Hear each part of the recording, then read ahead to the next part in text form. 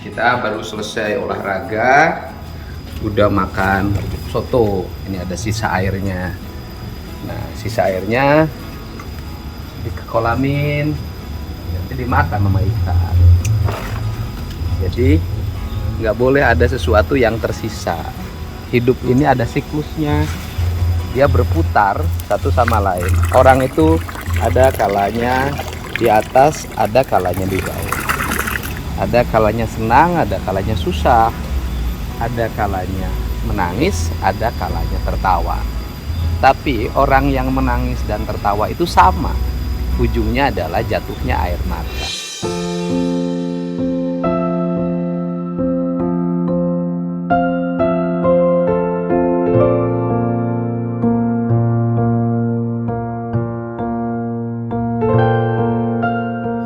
Jadi ya hiduplah siklusnya seperti itu, dan tidak ada manusia yang sempurna. Setiap manusia pasti ada kekurangannya, dan tugas kita ini adalah saling menutupi kekurangan, bukan saling memperlihatkan kekurangan. Ya hidup seperti itu. Ya apa yang kita hadapi harus kita jalani, karena hidup itu ada dua prinsip, kata orang Sunda. Ini yang ngomong teman saya, Dr. Tata. Kalau punya keinginan harus seperti sang kuryat. Artinya dia harus bekerja dengan cepat, kemudian berpikir dengan tepat, dan melakukan tindakan yang terukur sehingga seluruh target tercapai. Yang kedua, kalau ada masalah harus seperti si kabayan. Santai, rileks, sambil gere telinga. Kenapa? Kalau ada masalah dihadapi dengan sifat yang gerasa gerusuk, nanti ada ucapan yang tidak terukur, ada tindakan yang tidak tertangkap. Akhirnya menimbulkan masalah bagi banyak orang. Jadi kalau mengukur hati, setiap orang punya hati dan punya rasa. Karena punya hati dan punya rasa, banyak cara untuk mengekspresikan itu. Saya lebih memilih untuk sudahlah, tetap saja melakukan sesuatu yang bermanfaat bagi masyarakat. Apa sih kalau kita tinggal di rumah terus merenung seharian, apa masalah itu selesai? Kemudian kalau kita marah-marah, apa masalah itu selesai? Kalau kita mengumbar pada publik apa yang kita ketahui, juga apakah masalah itu selesai? Kan tidak. Kan lebih baik kita tetap bekerja memenuhi kebutuhan rakyat. Saya kan bukan penguasa eksekutif yang punya keputusan, yang punya APBN, yang punya APBD. Saya hanya seorang anggota DPR, wakil ketua Komisi 4, tidak punya kemampuan untuk mengeksekusi, hanya punya gagasan, otokritik, dan saran. Nah, ya lakukan saja apa yang saya punya setiap hari. Siapa tahu Rp1 yang saya pegang bermanfaat bagi orang lain. Siapa tahu ada orang yang secara tidak sengaja bertemu, kemudian selesai masalahnya, selesai kehidupannya, selamat masa depannya. Nah itu yang mesti dilakukan. Nah apa yang kita lakukan itu apakah akan diterima bagi orang? Ya nggak ada soal. Kenapa? Karena apa yang kita lakukan tetap punya nilai. Terima atau tidak terima orang terhadap apa yang kita lakukan, atau dikatakan sebuah, anggaplah sesuatu yang dianggap kebaikan, kemudian orang itu tidak menerimanya, ya tidak akan menjadi rusak apa yang kita lakukan. Dan itulah prinsip-prinsip yang harus dilakukan oleh saya.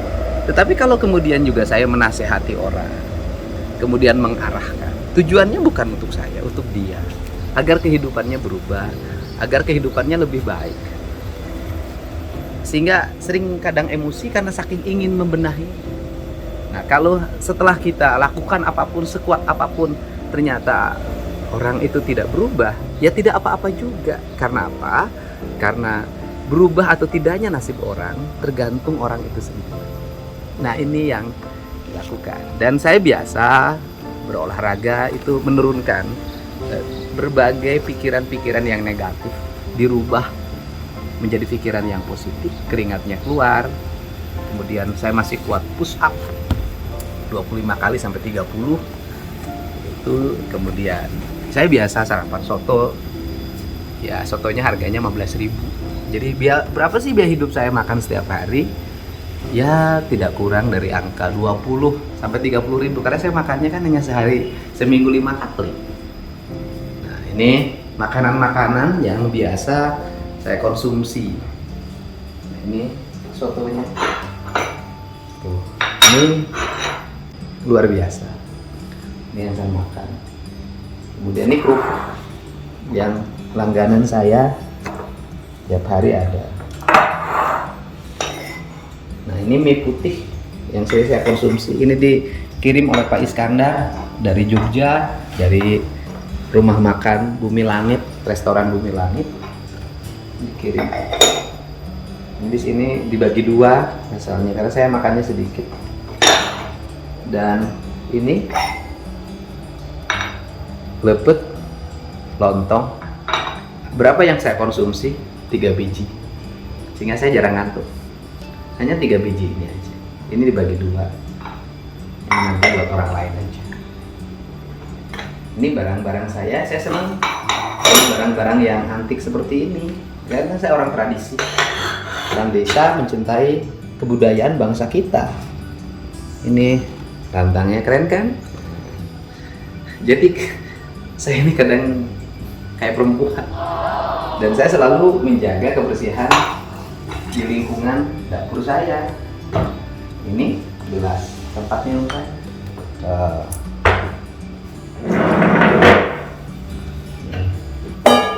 Nih buat minumnya. Kan tempat minum saya. Dan saya selalu kecil-kecil. Ini tempat minumnya. Minum.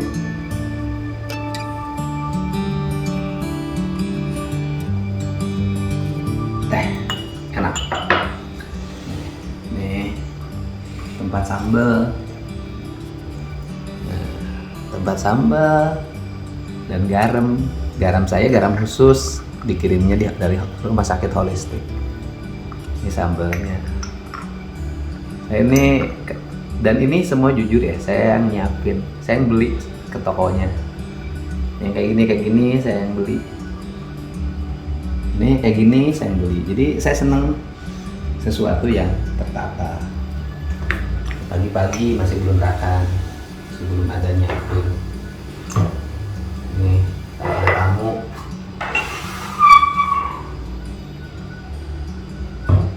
kalau ada tamu ya ini baru selesai makannya. Selesai makan sotonya udah. Cuci, ya orang pasti bilang, oh pencitraan. Ya memang pencitraan, karena setiap orang itu harus memiliki citra baik, terbangun dari konsistensi terus menerus. Jadi kalau cuci piring, ya memang biasa cuci piring gitu loh, sejak kecil sampai sekarang. Dari mulai sejak kecil sampai saya SMP, SMA, kuliah, jadi aktivis HMI, jadi anggota DPRD, jadi wakil bupati, jadi bupati, jadi wakil gubernur. Nggak jadi. Daftarnya wakil gubernur waktu itu, bukan daftar gubernur ya, daftar wakil gubernur. Nggak jadi. Jadi saya nggak jadi wakil gubernur, bukan nggak jadi gubernur. Nah, jadi anggota DPR, ya cuci. Kenapa sih nyuci jadi bagian kebiasaan hidup saya? Karena itu bagian dari mengisi agar hidup ini jangan ada ruang yang kosong, karena yang kosong itu diisi sama setan katanya. Karena ruang kosong diisi sama setan, mari kita isi dengan kebaikan. Nah, jadi citra ya kalau dilakukan terus menerus, ada kamera nggak ada kamera itu dilakukan ya nggak apa-apa. Yang tidak boleh itu kita hanya melakukan sesuatu di depan kamera, ya. Nyuci piring di depan kamera saja, di luar kamera nggak mau. Nah itu namanya pencitraan. Bantu orang di depan kamera, di luar kamera pelit, itu namanya pencitraan. Senyum di depan kamera, di luar kamera musem, nah itu pencitraan. Kepura-puraan, tapi kepura-puraan itu ya tidak akan pernah bertahan lama. Gitu. Nah, ini saya mencerita.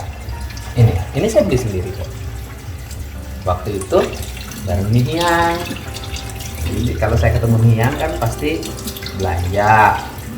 Saya kadang-kadang suka bingung, dia pengennya ke Jogja. Nah, kalau ke Jogja itu apa sih? Ya saya harus terpaksa beli buah walaupun udah banyak. Apa aja kadang saya berpikir beli apa nih, beli apa. Yang penting kan dia nemenin. Di Jogja itu lama sampai 2 jam. Ya kucing-kucingan, kadang-kadang saya harus sembunyi di balik pakaian-pakaian yang tertata di situ. Saya kadang-kadang suka minta maaf sama pelayannya. Tapi ini senangnya gitu.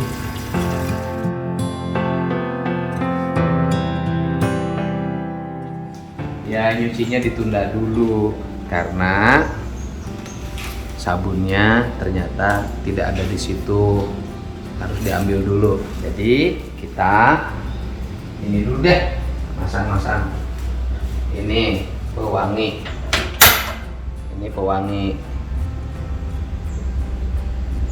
dulu orang suka ngomong musyrik, masa pewangi musyrik?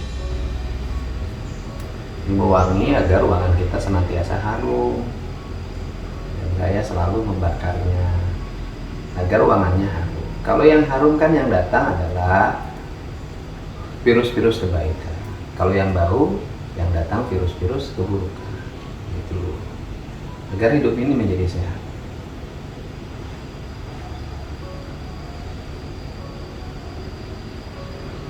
Nah, memang kalau di beberapa agama teman kita, ini banyak yang digunakan sebagai alat sembahyang. Mereka itu menyebutnya pengantar doa. Pengantar doa agar kebanyakan agar banyak rezekinya. Makanya lo gini-gini rezekinya banyak. Nah, kalau saya sih enggak begitu karena ritualitas saya berdoa di hati pada Allah dan tidak usah pakai media apapun namanya berdoa. Nah, tetapi medianya adalah hati yang bersih. Nah, tetapi dari sisi logika ini kan mengantarkan kebaikan. Ini asapnya nih harum kan? Kan ini mengantarkan kebaikan.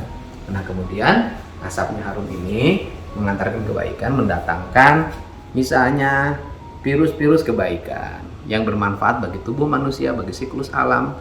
Ya sama, itu juga doa. Kamu pakai minyak wangi di tubuh juga udah doa. Agar apa? Agar orang kalau bertemu dengan kamu merasa nyaman karena badannya wangi. Itu kan doa. Doa juga. Itu loh. Kan doa juga.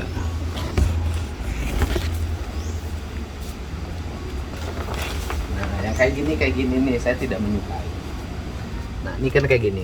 Pegawai ini yang gini-gini nggak detil. Harusnya setiap hari begitu ininya habisnya dicabut.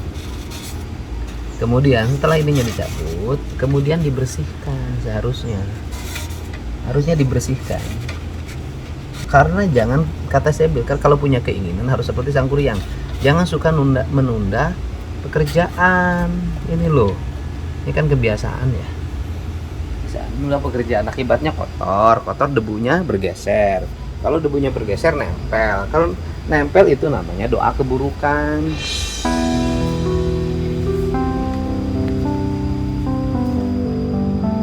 Udah kasih tahu Om.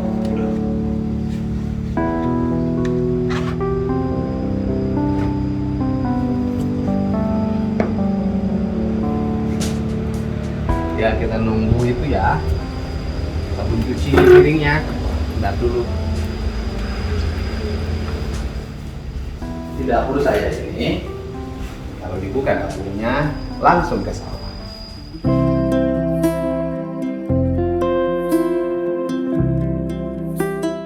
Jadi kenapa saya buat begini? Agar hidup ini terinteraksi. Jadi kalau masak di dapur juga melihat sawah. Terima kasih nih yang punya sawah ini. Setelah memberikan pandangan yang sangat indah kapanpun, pandangan yang sangat indah. Nah, kemudian saya termasuk orang yang jarang rekreasi. Kenapa sih saya jarang rekreasi? Karena saya ini tiap hari rekreasi. Saya bangun pagi itu rekreasi. Olahraga pagi itu rekreasi. Makan soto pagi-pagi itu rekreasi. Cuci piring itu rekreasi. Nanti jalan ketemu orang yang membutuhkan, tiba-tiba saya datang, kemudian bisa sedikit meringankan beban, dia bahagia, itu rekreasi karena saya bahagia di situ. Itulah kebahagiaan saya, dan di situ saya sangat bahagia. Jadi saya ini nggak mumet, nggak ribet, nggak terlalu mengada-ngada, nggak terlalu bermimpi-mimpi. Jadi jalani aja apa adanya, rileks gitu loh. Dan saya adalah orang rumahan, seneng di rumah, seneng kalau kecuali aktivitas kegiatan ya. Kalau di luar itu saya seneng di rumah, seneng beres-beres, seneng bersih-bersih, seneng nata taman, seneng cuci piring, seneng masak-masak. Ya itulah saya gitu loh. Jadi nggak rumit. Karena nggak rumit ya hidupnya rileks. Karena rileks ya hidupnya apa adanya, bukan ada apa.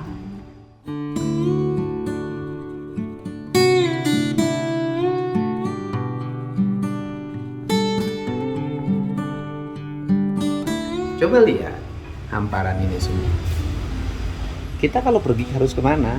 Pergi ke Bali misalnya, kan sama dengan Bali. Mau pergi ke hotel bintang kan sama gitu loh, kan sama. Nah, kalaupun saya hari ini berkunjung pergi ke Bali, ya lebih banyak karena faktor kegiatan pemerintah. Sebagai anggota DPR kan ada kegiatan kunjungan ya, saya jadi bisa pergi ke Bali, nginep di Bali, nginep di Jogja. Ya itu bagian hidup yang saya nikmatin juga, dan setiap kunjungan selalu saya punya keinginan untuk memberikan manfaat bagi banyak orang. Ini yang bahasa kasarnya, nikmat apa lagi yang akan kita dustakan? Udah dikasih banyak begini, mau apa? Ya udah, tinggal dinikmatin.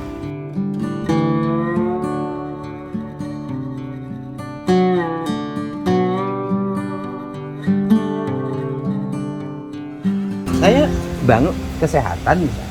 Saya kan bagi saya nggak usah rumit-rumit. Ya kan? Jalan menuju tempat saya bersantai ini, saya tebarin batu agar kaki saya enggak.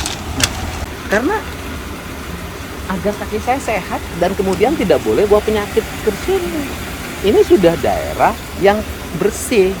Ini sudah daerah yang sudah terproteksi. Yang datang ke sini tidak boleh sembarang orang. Kaki sepatunya harus dilepas. Alas kakinya harus dilepas. Kenapa? Tujuannya tidak boleh bawa virus, bawa bakteri ke sini yang jahat gitu loh. Tujuannya itu. Apakah ini nggak akan dinikmatin? Ini mau disia-siakan. Ini nggak akan disyukuri. Aduh, kalau kita nginep di hotel minimal 5 juta loh semalam. Di sini kan gratis ya. Jadi ya saya kalau tanya bahagia, bahagia. Masa saya tidak menikmati apa yang saya raih, apa yang saya kerjakan?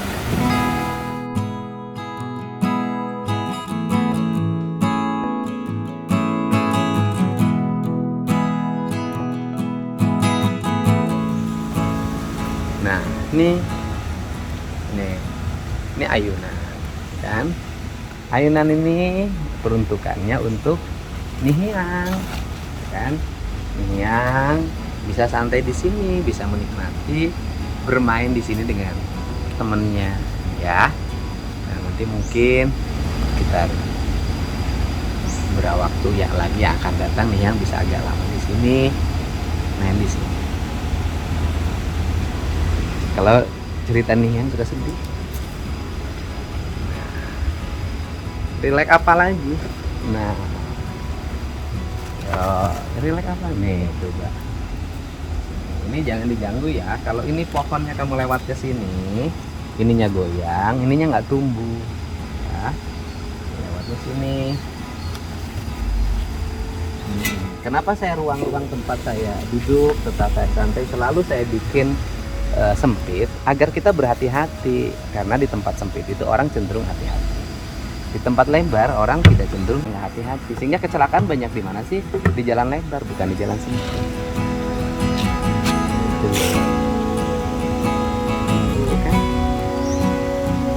Masih makan ikan. Ini kan rekreasi.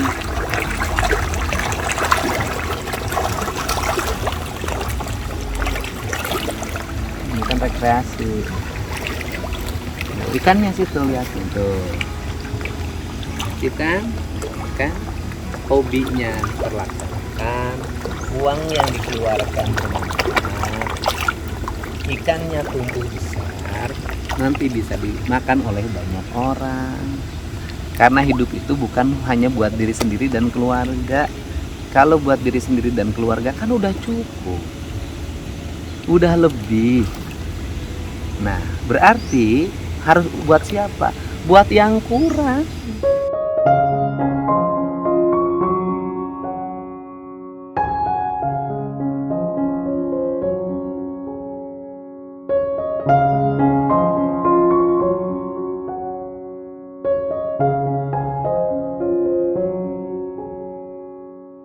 Emang ikan segini banyak mau dimakan sendiri? Mau dimakan sekeluarga? Kebanyakan. Siapa orang lain? Karena dalam kelebihan kita ini ada kekurangannya orang lain. Itu loh. Sampai. Kan?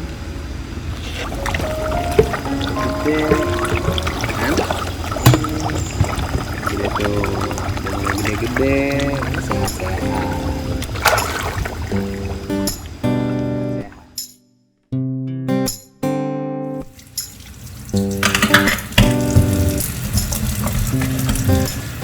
Jadi kadang-kadang manusia itu punya dua sifat, sifat feminim, sifat maskulin. Bukan feminim itu adalah perempuan, maskulin itu laki-laki, bukan. Manusia itu punya sifat feminim, sifat kelembutan, ya kan? Dan sifat maskulin, sifat-sifat kegagahan, kekuasaan, itu loh, ketegaran, ketegasan. Jadi ya manusia itu harus gak punya sifat itu. Ada feminin, maskulinnya, ada femininnya. Kalau maskulin terus, gagah terus, nggak lembut kan nggak indah juga. Kalau feminin terus, nggak maskulin, masa nangis aja kerjanya? Nggak juga. Tapi kadang-kadang, nah watak feminin itu biasanya secara umum ada di perempuan. Secara umum ya, ada di perempuan gitu kan, watak lembut, watak penyayang, watak penyabar, gitu loh, watak menerima, watak ikhlas, watak pasrah, watak keindahan, watak cinta, gitu loh. Tapi ya bisa kalau tidak juga seperti itu, karena hari ini kan banyak juga wanita yang lebih dominan sifat maskulinnya dibanding sifat feminin. Tapi umumnya begitu. Banyak ada laki-laki yang kadang bisa jadi harusnya laki-laki itu lebih tegar, lebih tegas, lebih gagah, lebih berani.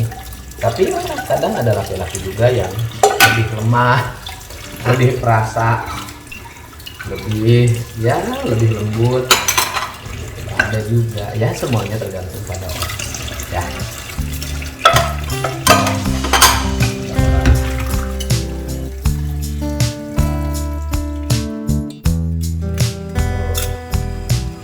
Saya unik-unik kan? Unik-unik kadang memang orangnya juga unik. Kalau orang unik itu kadang-kadang susah dipahami. Tapi orang unik itu tinggal diikuti. Lihat aja di ujungnya, di hasilnya.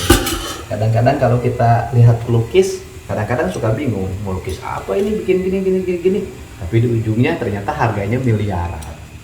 Kadang-kadang kalau lihat juru masak yang sudah maestro, kita itu nggak ngerti apa sih ini tuh bikin apa, ribut kita. Kemudian lihat aja nanti hasilnya, makan enak enggak gitu loh. Jadi bagi mereka yang tidak ngerti filsafat, jangan dulu ribut komentarin awal, lihat aja ujungnya. Karena apa? Karena nanti jangan-jangan pengetahuannya nggak cukup untuk mengukur pengetahuan orang lain. Saya ini kalau sudah ngomong bersih,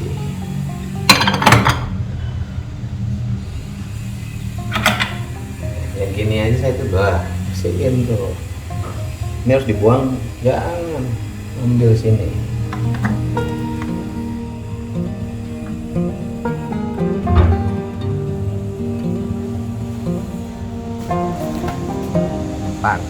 Pulang. Nih, ini kalau kan pisang ya. Tuh, dibiarin aja di sini. Dan ininya kotor, diamnya nggak dibersihin. Padahal pisangnya enak, bermanfaat. Dari kemarin saya pengen pisang, padahal ada di sini. Nah ini orang nggak detil. Padahal ini pisang enak. Saya simpan di sini. Dari tadi saya pesan, ini harus Ibi nggak boleh, ini kosong, gitu loh Bi. Jadi biasakan, jangan suka membiarkan barang-barang itu kosong, nggak boleh. Jadi ini harus selalu biasa terisi. Begitu turun, isi lagi. Begitu turun, isi lagi. Semuanya dikoreksi, diperiksa. Ratus nanti kasih tahu sama Mama Mat. Jadi setiap pagi dibakar, sore kemudian diambil, nanti dicabut, debunya dibuang, kasih ke kolam biar dimakan sama ikan, ya kan? Nanti dicuci lagi, gitu. Jadi dibiasakan bersih, ya. Jangan dibiasakan ninggalin barang kosong. Nanti suatu saat, pada saat butuh banget kita ingin melakukan sesuatu, barangnya kosong. Makanya saya punya tradisi, mobil begitu pulang ke rumah harus penuh bensin. Nggak boleh yang kosong itu diisi setan. Ya, waktu beresan teratur. Dan cara nyuci itu harus dipisah. Yang pertama, gelas. Kan gelas itu beda dengan piring perlakuannya. Tuh, ya kan? Gelas itu harus dipisah karena perlakuannya dengan piring beda. Ya harus lebih dulu.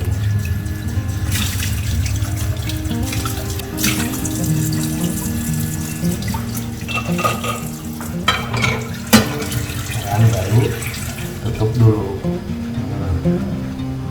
Simpan sini, geser ke sini.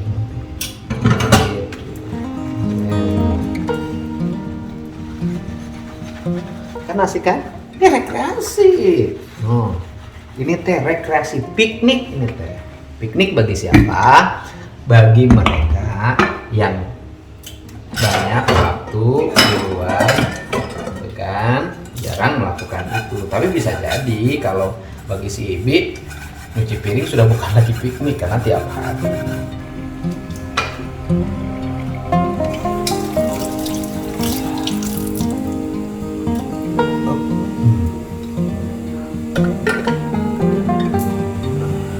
Sini saya tuh punya kanebo dan saya udah beli.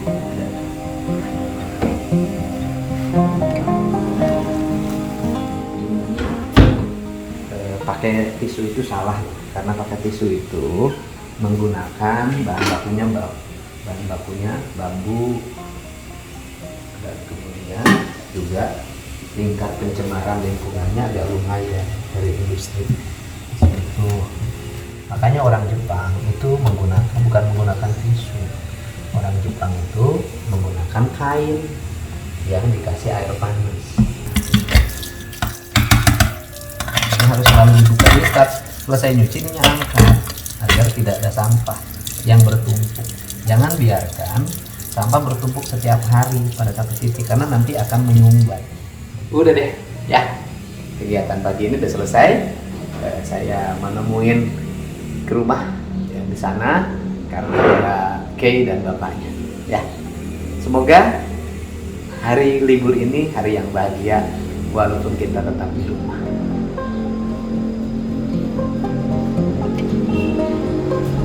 Dan jangan lupa, ini masih bermanfaat, bisa dibuang, tidak ada kata buang. Matikan, bermanfaat kan? Jadi siklus. Ciluk. Jadi mak. Ya. Selamat hari libur bagi Anda semuanya. Tetap semangat dan tetap bahagia. Ya, oke. Okay.